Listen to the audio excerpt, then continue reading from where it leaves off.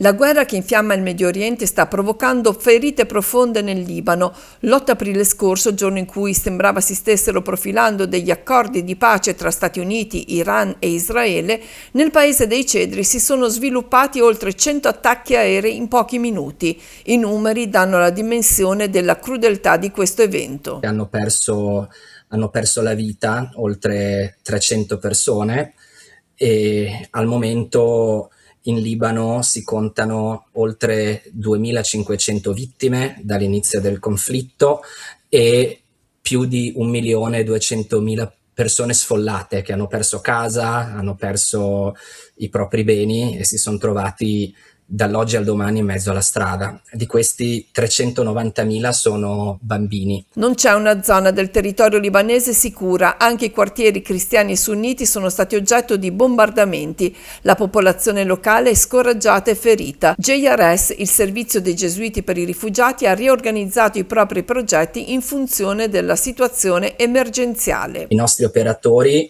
si muovono all'interno di Beirut e in altre zone del paese per consegnare dei pacchi viveri, dei beni di prima necessità alla popolazione libanese.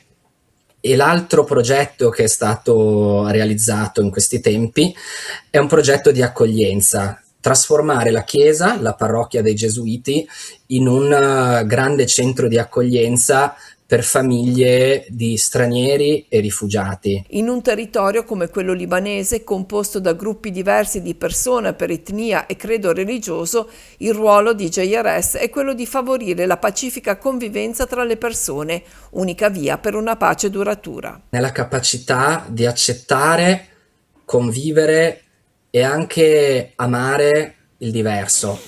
E su questo si gioca molto la speranza per il futuro.